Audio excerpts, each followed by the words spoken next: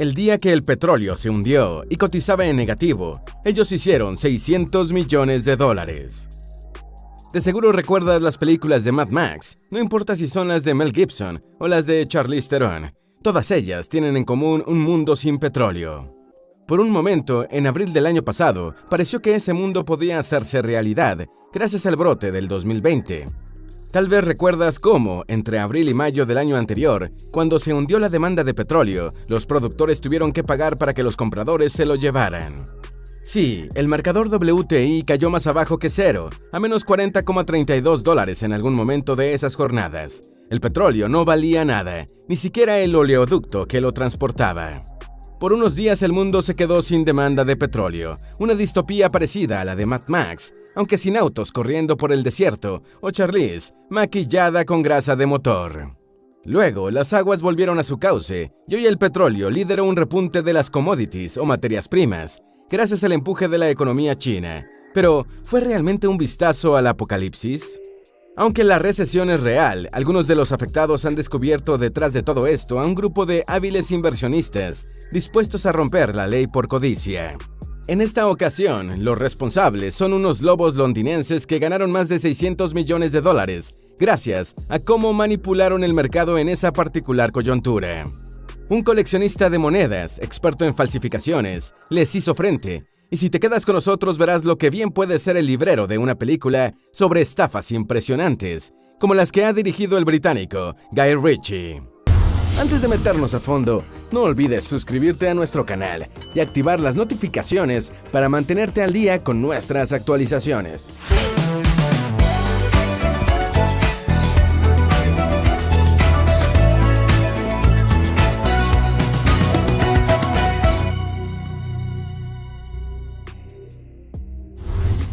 El coleccionista de monedas experto en falsificaciones. Robert Misch no es un trader de petróleo, sino un coleccionista experto en monedas antiguas y metales preciosos de Brooklyn. Cuando era niño comenzó a coleccionar estampillas y tarjetas. De estos hobbies infantiles pasó a las monedas y con el tiempo a las antigüedades. Su pasión por coleccionar pequeños discos de metal lo convirtió en un experto en metales como el oro, la plata, el platino y el paladio. Por diferentes razones, Misch se encontró a sí mismo comerciando con petróleo estadounidense, tal vez en el peor momento de la historia, abril del año pasado. A medida que el precio de sus contratos a futuro caía como un meteorito, Misch llamó a uno de los mejores abogados en manipulación de mercados. Algo había llamado su atención. En agosto de ese año, Christopher Lowell, ese abogado y quien hoy representa a Misch, declaró que la caída del mercado petrolero era un caso clásico de manipulación del mercado. Para él, los precios de esos días no tuvieron nada que ver con la actividad del mercado, a pesar de que sí fue catastrófica la caída en la demanda que causó la pandemia.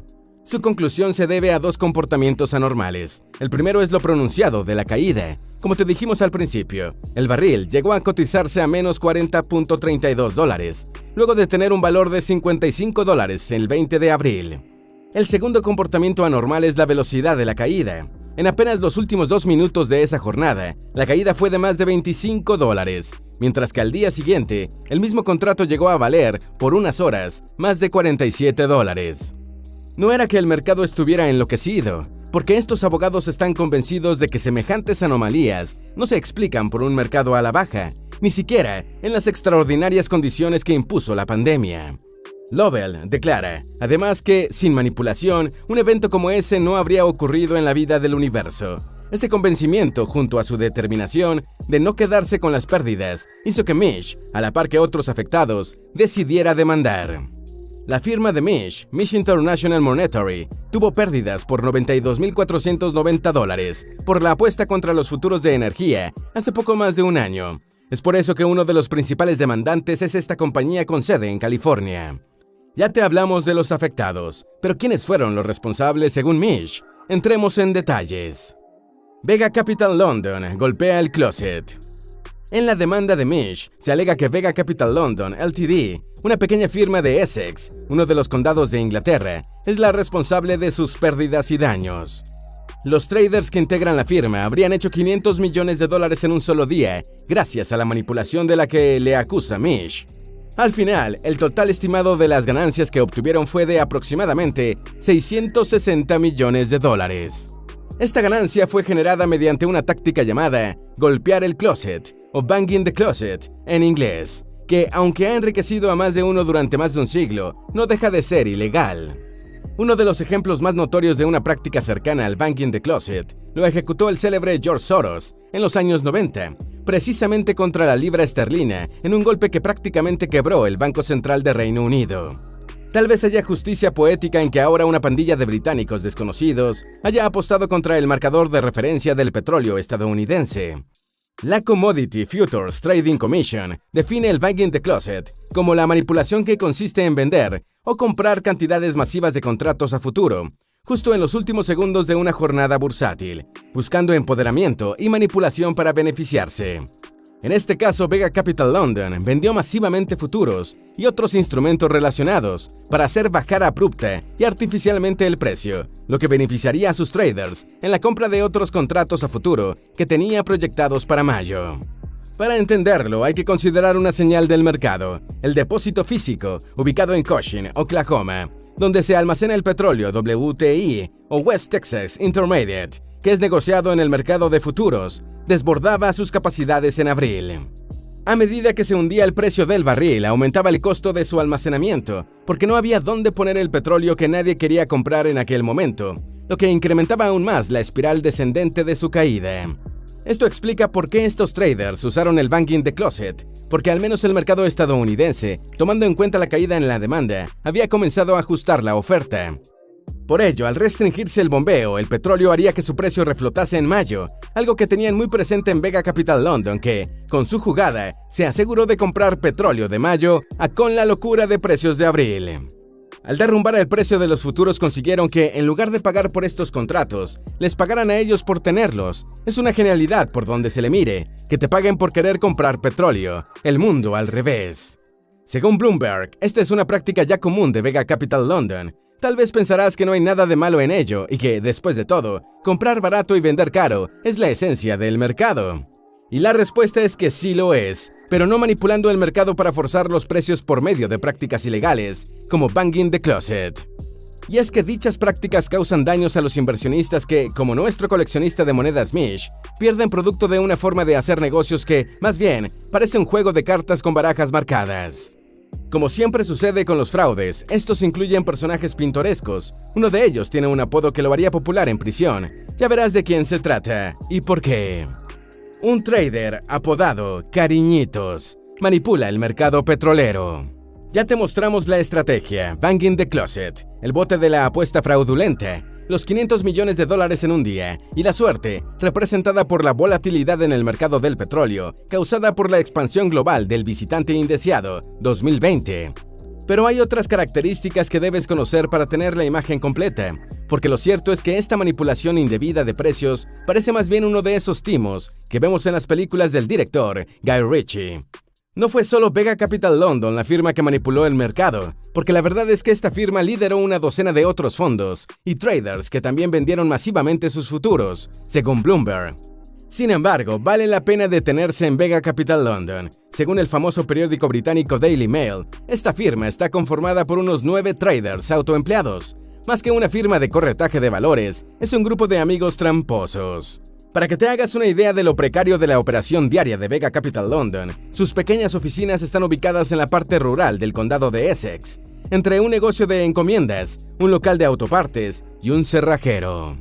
De acuerdo con el mismo periódico, 3 de esos 9 amigotes, con edades entre 22 y 31 años de edad, se embolsaron entre 30 y 100 millones de dólares aquel 20 de abril del 2021, gracias al banging the closet que ejecutaron contra el WTI.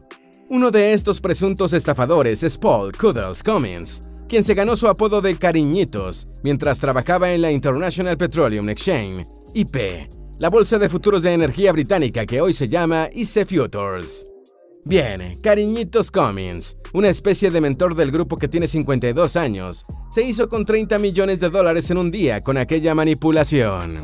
Según la prensa británica, Cummins tiene un fuerte acento cockney, que es el mismo que hablan los personajes de las películas de Guy Ritchie, todos ellos delincuentes del East End londinense. Si lo recuerdas, en una de sus películas más divertidas, Rock'n'Roller, del 2008, hay una banda de simpáticos delincuentes que se hace llamar The Wild Bunch, los salvajes en la traducción al español, liderada por 3 ladrones. Sus apodos son Mumbles, One Two y Handsome Bob. Luego de robar a un mafioso ruso y de meterse con el jefe del crimen londinense, consiguen salvarse gracias a los giros del guión del mismo Ritchie. Bien, en Vega Capital London también tenemos 3 delincuentes con sus respectivos apodos, porque 2 de los socios de Cariñitos Cummins responden a los seudónimos de Ari y The Dog. El primero es Aristos Demetriou, un hombre de 31 años, quien según el Daily Mail conoció a Cummins mientras empujaba carritos en el supermercado y le preguntó cómo hacía para tener un auto como el de él. Aristos superó al maestro porque, también, según la prensa, consiguió $100 millones en la ya famosa jugada contra el mercado de futuros petroleros. Por su parte, The Dog es Chris Rose, un antiguo amigo de Cummins de sus días en la City. Sí, la verdad es que los apodos de esos otros dos no los harían tan populares en prisión, pero no puedes negar que de aquí saldría un buen guión para la próxima película de Guy Ritchie. Ya la prensa británica especula que, de hacerse, esa película podría estar protagonizada por el también británico Ray Winstone, quien interpreta a Black Widow de Marvel y es un acérrimo fanático del equipo de fútbol inglés, West Ham, que casualmente es el mismo con el que simpatizan Cummins y sus compinches. Aunque hay unos matices algo más glamorosos en esta banda de manipuladores, por ejemplo, Paul Cuddles, Cummins, tiene en su cochera una Range Rover con matrículas personalizadas, una sub ultra lujosa valorada nada menos que en $3 millones. La prensa no ha develado qué dice esa matrícula, pero tendría sentido que fuese algo así como Cuddles One o King Cuddles. En esa cochera también se apila un Porsche de 2020 y otra Range Rover. En diciembre, cuando ya había sido demandado, Cummins decoró su casa con un gigantesco Santa Claus y explosión de luces. Por último, en otro toque farandulero, los miembros de Vega Capital London, incluido George, el hijo de Cummins, solían reunirse en el mismo ostentoso bar de Essex, en el que lo hacen los protagonistas del reality show británico Towie. Pero además vacacionaban con sus familias en el mismo resort en Marbella, España, al que también suelen ir los protagonistas de ese programa. Por eso, la prensa británica bautizó a estos presuntos delincuentes como Towie Oil Traders. En Essex los llaman los Oil Oiks, que en slang británico se traduciría como padres solteros petroleros. Esto es algo raro, porque al menos Cummins tiene un hijo, George, que, como ya te dijimos, también formó parte de todo el lío. Si nos preguntas nuestra opinión, una banda llamada The Wild Bunch tendría más pegada en el mundo criminal. Pero aún con ese nombre, los muchachones de Vega Capital London, según la prensa británica, siempre tienen una bien ganada fama de tener steel balls, lo que causa la admiración entre sus vecinos y colegas de Essex. El detalle es que en el mundo real no siempre los giros del guión salvan a los malos. Por más que tengan apodos divertidos o fama de duros, los Towie Oil Traders fueron demandados y deben defenderse. La demanda contra los Towie Oil Traders. Los abogados de los traders demandados alegan que debe tomarse en cuenta la disrupción del mercado que causó la crisis del 2020 como la verdadera razón de la caída de los futuros y que por ello el caso debe archivarse. Pero no es tan sencillo pasar la página. El Daily Mail reportó que un senador clave del Partido Demócrata, Sherrod Brown, le pidió a los reguladores de Estados Unidos que revisaran lo que hicieron los traders de Vega. La Commodity Futures Trading Commission ya inició una investigación para averiguar cómo fue posible semejante manipulación de los futuros petroleros. La premisa de la investigación de este regulador es que los mercados deben funcionar sobre todo cuando hay dificultades, como las que presentan entornos volátiles, y apunta a toda la estructura del mercado de futuros. Y es que esos días de abril del 2020 mostraron cómo los traders estaban atrapados en plataformas de intercambio que les impidieron no solo salirse, al no poder vender cuando el precio cayó menos que cero, sino que tampoco les permitieron comprar. Esta última era la alternativa lógica en un mercado que se hundía, pero fue impedida por la misma arquitectura del mercado de futuros, haciéndolo más susceptible de ser manipulado. Así, los Towie Oil Traders tienen que defenderse en un frente doble, uno político y otro jurídico. En este último, como te contamos al inicio, la estrategia la dirige Christopher Lowell, el abogado de Robert Misch. Hay algo interesante en la acción de Misch. Él tuvo el valor de ponerle cara a una demanda, porque aunque varios fondos de cobertura también están entre los afectados, no han querido demandar para no revelar ni sus jugadas ni sus pérdidas. Mish sabía que es particularmente difícil ganar un caso de daños por prácticas comerciales. Incluso cuando sucede, se logra solo después de años de litigio. El caso de Lowell muestra más garra. Su principal punto a favor es la experiencia del mismo Lowell. Este abogado ha llevado 3 casos de manipulación en el precio de materias primas ante la Corte Suprema de Justicia de los Estados Unidos. El primero fue justo cuando iniciaba su carrera a los 28 años, y fue contra un empresario de patatas que manipuló la bolsa de Nueva York. Como resultado de esta práctica, la bolsa tuvo su mayor cesación de pagos en 1976, y por esta razón, no hay mercado de futuros de papas en la bolsa de Nueva York. Lowell ganó ese primer caso de manipulación de mercado. Globalmente ganaría 2 de los 3 casos que ha presentado hasta la fecha.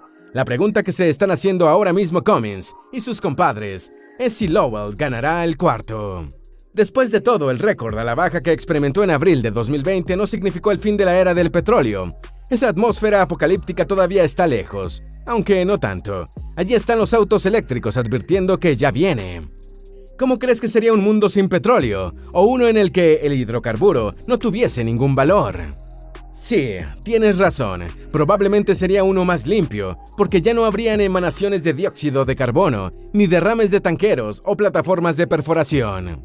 Tal vez también sería menos ruidoso. Al menos los premios de automovilismo y de motociclismo, como la Fórmula 1 y el MotoGP, sonarían distinto.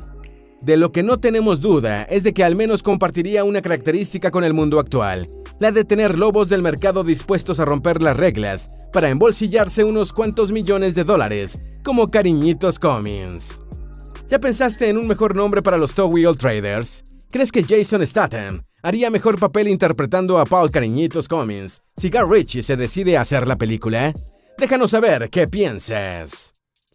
Si buscas más información de cómo empezar a emprender, te apasionan los negocios y las estrategias digitales, si sientes que esto es para ti, pero no sabes qué es lo primero que debes hacer, porque sabemos lo importante que es para ti, tenemos una clase totalmente gratuita de cómo empezar a emprender. La clase gratuita está disponible en creatransforma.com/clase. El enlace está en el primer comentario o en las tarjetas al final de este video.